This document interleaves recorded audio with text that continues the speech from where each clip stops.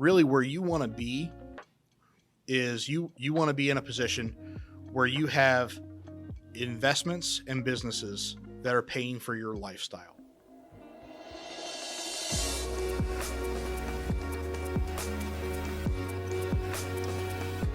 Hi, welcome to the show. I'm your host, Tyler Blott, and this is Real Value with the Blott Group, where we talk about the things that bring you real value, whether that's finance, wealth, real estate, or personal development. Today, I want to talk about what I'm reading. And if you haven't picked up this book, I highly encourage it. It's Fake by Robert Kiyosaki. If you're familiar with the Rich Dad series, it really takes off from there.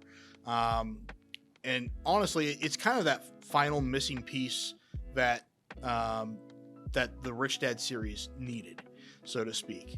So the premise of the book is it's talking about fake money, fake teachers, and fake assets, and how those three things have really combined to be the giant lie that the ultra wealthy of the world use to make themselves richer while keeping the poor and middle classes poor. So hopefully you'll join me today and learn more about Fake. Please remember to like, comment, and subscribe. It greatly helps the channel. And without further ado, here's Fake. So the first section of Fake is about fake money. And you might be thinking, well, what is fake money? And that's a great question, because for most of us, money is our debit card. It's our credit card. It's maybe a dollar bill that we have wrinkled up in our wallet, right? And yet money is just an exchange of value. So the reason that Robert says we have fake money today is because in 1971, Richard Nixon took the US dollar off the gold standard. So today, if you read across the top of your dollar bill, it says, backed by the good faith and credit of the United States government. That didn't used to be the case. You used to be able to take your dollar bill and exchange it for gold. And in fact, that was Nixon's reason, or his purported reason, for wanting to take the dollar off the gold standard, because at the time that he did that, the U.S. had such a trade deficit with nations like France and Germany and Japan that these nations didn't want to be paid in dollar bills. They wanted to be paid in physical gold. So Nixon closed the gold window, so to speak, and he said, from now on, we'll pay you in dollar bills, and that's it. You're not getting gold. We are closing that window. And today you cannot trade your dollar bill for gold. So effectively what that did is it made the dollar bill backed only by debt. And in fact, that's what the dollar is. It's debt. Every time you get a paycheck, more money is printed. Every time you take out debt, more money is printed. Every time the bank lends out money to someone else, money is printed, which is why we've got constant inflation. So what does that mean? Well, that means when you save money, you're really losing money. Why? Because the purchasing power of that dollar, as more dollars are printed with each new new line of credit, you can buy less and less products. And today we see that very acutely, right? So we've got inflation that's sitting north of 6%. Over the last year, we've had year-over-year inflation that's been 8%, 9%. If you look at producer inflation and export inflation, we're sitting in the mid-teens in what I would call true inflation. And all of that serves to say, if you've got money, you can weather the storm, right? When, as Robert likes to say, he invests in oil wells. So when the price of oil goes up, he gets richer. But you and I, we have to buy gas at the gas station. And when that price of gas goes up, we get poorer. When the price of eggs go up, I know that's a really hot topic right now, we get poorer.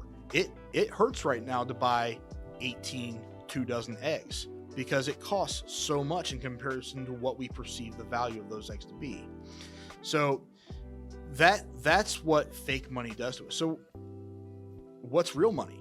Well, real money would be gold. It would be silver.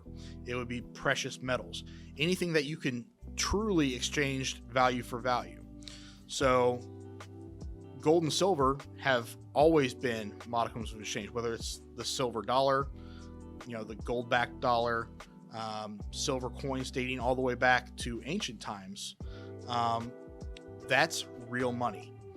So when we talk about investing in real money, we're not talking about investing in something that's going to go up in value or down in value. We're talking about a hedge against inflation. We're talking about something that's going to store its value, because as you look at the price of gold comparative to the dollar, the yen, the euro, the peso, the ruble, etc., it's held fairly constant in comparison. So that's what real money is. Now we get on to teachers. What is a fake teacher? For most of us, we've all experienced teachers in school, and many of them are very good. They're well-intentioned people, and yet what our educational system fails to do is it fails to adequately teach what people need to succeed in the real world. So if you've ever gone to school, you showed up at 8, 9 o'clock in the morning, you sat in school for 8 hours, you were told get good grades to get a good job, and that was how we worked. Schools prepare people to be employees, right? They don't prepare people to be business owners. They don't prepare people to be entrepreneurs. They don't prepare people to be investors.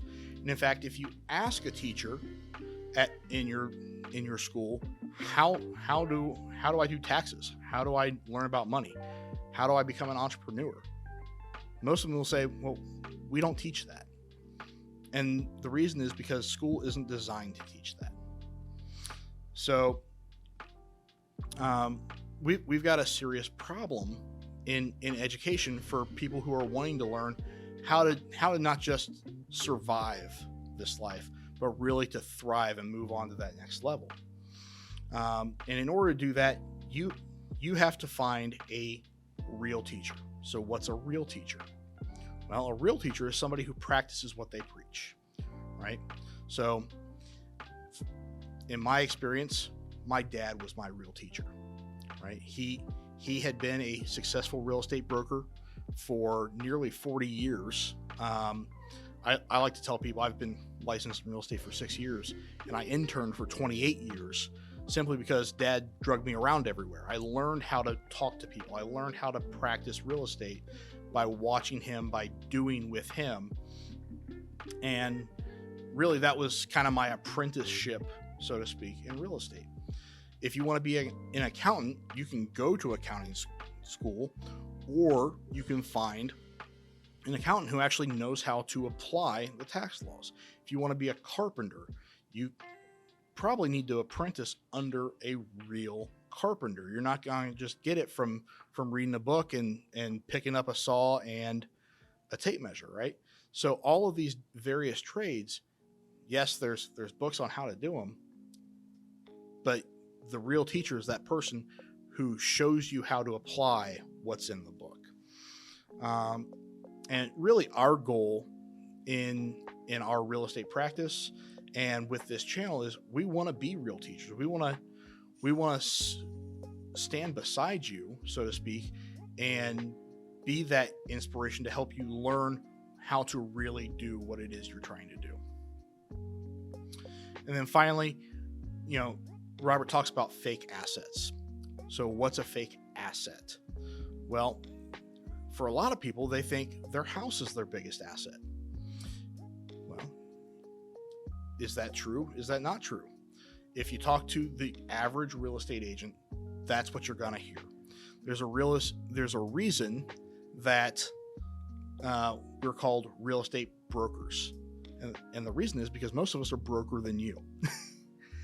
And I say that a little bit tongue in cheek, and yet the truth is most real estate agents don't have the financial education to understand that a real asset isn't something that takes money out of your pocket, which is what your personal residence does every time you pay that mortgage, every time you pay that utility bill, every time you pay that tax bill. A real asset puts money into your pocket. So the appreciation on your house would be listed if you have a profit and loss statement on your asset column. And yet, really, when we're talking about real estate as an asset, we're talking about investment grade real estate, something that's going to have cash flow coming off of that, right? The other big lie that people have been sold is that, well, my company's got this great pension plan. They've got this great 401k plan. I need to invest in my IRA. I need to invest in stocks, bonds, and mutual funds. Well, are those fake assets or are they real assets?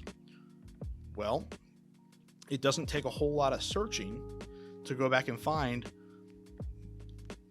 literally a treasure trove of articles talking about how government pension plans are underfunded, talking about how corporate pension plans are underfunded. Social Security is underfunded. We talk about insolvency for all of these various pensions that, the baby boomer generation, the Gen X generation, all of these generations prior to us, they've been promised that if they work their 20, 30, 40 years, that money's going to be there for when they retire. And then they get there and find out, I'm not as prepared as I thought I was. I recently had the opportunity to go to a conference where the chief economist for the National Association of Realtors, Lawrence Yun, was a keynote speaker. And he talked about 401ks. He said, do you know how much the average person has saved in their 401k at age 55, just 10 years before they expect to retire? And there were crickets. Nobody knew. We're real estate agents, not financial advisors. So how would we know? And he says, the average person at age 55 has just $80,000 saved in their 401k plan. I don't know about you, but $80,000 barely gets you through 1 year, depending on where you live, for salary. If that's all you have to live on for the rest of your life after you stop working, you've got a really big problem. But this is what we've been told, again, by our schools and by the corporate executives, is that we've got this great 401k plan. You need to have this good job. You need to be loyal to the company, and you need to put in your time and retire so that you have this nest egg for when you get old. And unfortunately, in my practice, I all too often see people who really had good paying jobs. They had very strong financials during their working years. And as they approach end of life, they're now dealing with a level of poverty that they've not known. The family's having to deal with liquidating those assets. And it creates a strain that no one would wish on their family, and yet it's there. So when we look at what is the best asset to really invest in, we're looking at cash flow versus capital gain. We're looking at liquidity versus illiquidity. And we're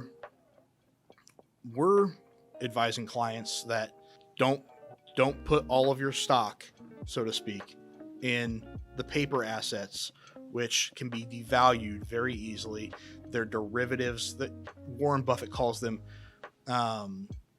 weapons of financial mass destruction, because that's what they do. If you look at the graph going back really to 1880 of the Dow Jones Industrial Index, and you look at all of the booms and busts in the current era since Nixon took the dollar off the gold standard, we have boom bust, boom bust, boom bust, with the last one being 2008 that everyone's very familiar with.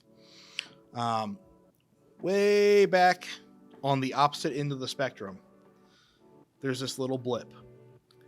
And our history books call that the Great Depression. So we are having much bigger boom and bust cycles now than we ever had 100 years ago.